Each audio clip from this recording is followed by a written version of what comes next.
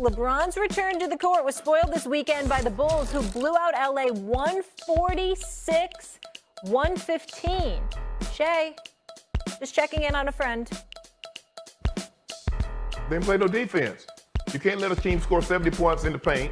You can't let a team shoot the three like they shot it. I mean, nobody played defense. Luka got blown by. AR got blown by. LeBron just coming back from the injury, so he's going to get blown by. They played terrible defense. And I think J.J. Redick spoke to it. When you play defense like they played, you get 146 hung on you. So who's surprised by that? You let a team that's not that big score 70 points in the paint.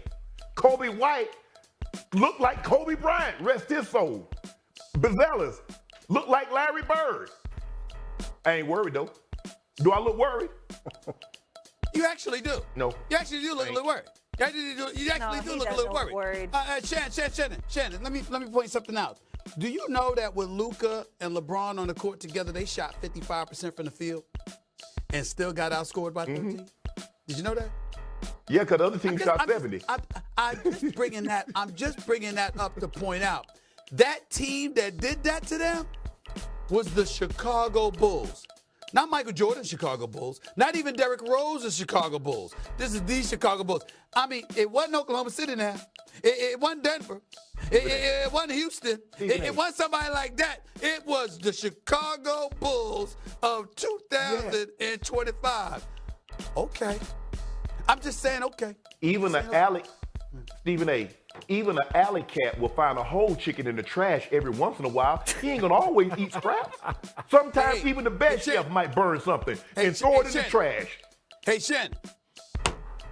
KFC, UFC, OKC, Thunder in 5. Lakers in 5. All right.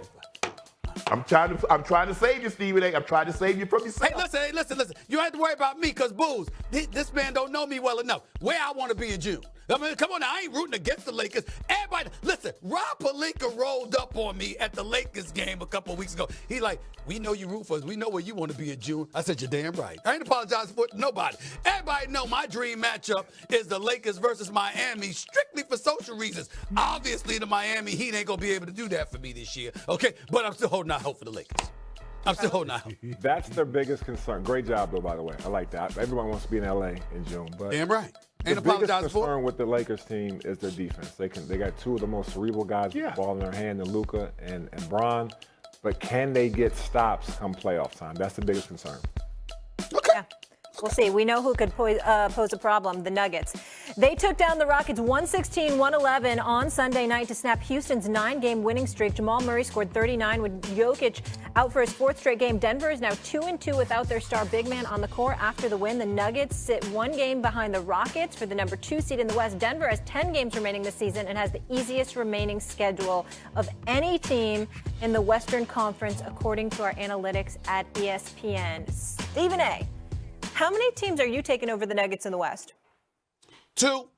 I would tell you Oklahoma City, obviously, and the Lakers. I think that when you look, listen, and all kidding aside, I'm not as concerned about the Lakers defense as they gave us reason to believe because of their horrific performance against Chicago. Remember, it was their seventh game in 10 days. And Hachimura and LeBron was back in the lineup together. And so you're talking about them getting themselves reacclimated. LeBron getting reacclimated with Luka on the court. Luka not being able to rely on him to do but so much defensively because that ain't what he's there for. And the rest of their personnel obviously had a bad game. But we can't summarily dismiss what we've seen from the Lakers defensively over the last 3 months, where they've been the best defensive, one of the top 2 defensive teams in all of basketball.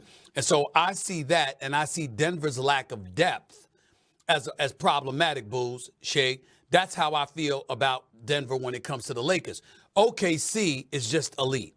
Now, I saw Denver get spanked by them on a Sunday and then turn around and beat them that Monday. So we understand what Denver is capable of in a night-in, night-out basis. With Jokic and Jamal Murray, who I don't care what anybody say, talk about he's not an all-star. He's just a stud and a champion. I'm talking about Jamal Murray. That brother, particularly in big games, I believe in him. And I believe he's going to show up. So I can't dismiss that. Can't dismiss Porter Jr., can't dismiss Aaron Gordon. I like Braun. I can't stop raving about Russell Westbrook and the job that he has done for them as an Energizer Bunny coming off the bench. But I just think that at the end of the day, their absence of depth compared to what they had during their championship season is going to come back to plague them. It did against Minnesota in the Western Conference semifinals last year. I believe it would this year, and that's why I say OKC, LA, those are the teams that I have over Denver, but nobody else. I agree with you. I like Denver a lot. I think Denver's got a lot. When they're healthy, they got a chance to mess up a lot of Western Conference brackets when we get to that. Obviously, Oklahoma City, they got Shai Gilgeous-Alexander, who's an MVP candidate. They're surrounded by great defensive players. They hit big shots. They've been proven over the course of the season to be the best team in the Western Conference. My second team might surprise you. It's the Houston Rockets. Ime Udoka is the coach of the year, and nobody's talking about that. Everybody wants to talk about Cleveland. He was gifted a team that already had all-stars on it. I would take Bickerstaff in Detroit because nobody expected Detroit to be in the top 7, top 8 in the Eastern Conference. But the Houston Rockets started from scratch during the second seed. They play defense. They got a stud in Jalen Green averaging almost 22 points a game. Sengun's averaging 20, 10, and 5. As a big man doing like baby Jokic type moves. They're playing solid defense. They're young. They don't care who's in front of them. They'll play anybody in the 7-game series. I got Houston and OKC just a little bit above the Denver Nuggets. But I also will say this too. Scary teams, Lakers, if they're playing good defense and both those guys are healthy. Clippers, great job over there by the coaching staff. And Kawhi could be obviously the X factor there. And the Golden State Warriors if they're healthy. Nah, I'm gonna have to push back, Booz. You talking about you buying? I ain't know you had made that kind of NBA money. You talking about you buying the Rockets? I ain't know Tillman had them for sale either. He made a lot of money. I know that. He made a lot of money. I know he did, but I know Tillman Fertitta personally, so he should have gave me the heads up if he's looking to sell the Rocket. I could have got Booz. Me and Booz could have went in on it. But with that being said, there's no way the Houston Rockets are beating the Denver Nuggets. Did you see Jamal Murray? And Jamal Murray is more than capable of this. He has to defer because he's playing along the best player in the NBA. So he defers a lot of his game. But you see, when Jokic is not on the court and he gets to go green light, a la Kobe. We saw Kobe when Shaq was out. We saw Kobe do just what Jamal Murray did, which gave us the assurance if Shaq ever moved on, Kobe could definitely be the guy that can lead a team.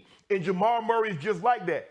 If he's in the Eastern Conference, he's an all-star. But in the Western Conference, where you got Ant-Man and you got Steph Curry and you got Shai Gilgeous and Luka, it's going to be very, very difficult for Mr. Murray to make an all-star team. I believe he'd have an easier road if he was in the East, even though Brunson and some of the other guys are over there. But with that being said, I got the OKC Thunder and I got the Lakers. That's the only two teams that I believe in a 7-game series could beat the Denver Nuggets. I definitely got Ime Udoka as a candidate for Coach of the Year. I definitely have him as a candidate. I don't have him as a leader. I got JB Bickerstaff and the job that he's done in Detroit. Bickerstaff. But you got to remember, Ime did a job in turning them around last year, even though they didn't get into the postseason. This year, he's been absolutely exceptional, reminding us that Boston would be champions if he was still there. So I definitely give him some respect where it's due. And I know Van Vliet and Dylan Brooks is on the squad, but I just still feel like a piece is missing when you talk about them going up against the juggernaut that is OKC or the combination of Luka and LeBron in a best of 7 series, a best 4-7 series, you know, or even Denver with Jokic and Murray. I think that experience, Booz, you know this better than me, but I think that experience comes into play and it can't be ignored. I agree with you. I'm only worried about the depth of the Denver Nuggets. I love what Russell's doing off that bench, being the Energizer Bunny, coming in and getting everybody involved in that second group and even finishing some games. But they've lost some pieces on that bench. Yeah. All right, got to leave it there, guys. Got to hit the top of the hour. Sometimes it's not the hottest team cutting down the nets. Who should win? Nhìn cái avatar của anh ấy. Mà nó là toàn làm việc sương gió, nhưng số lại làm việc sương gió chạy con xét.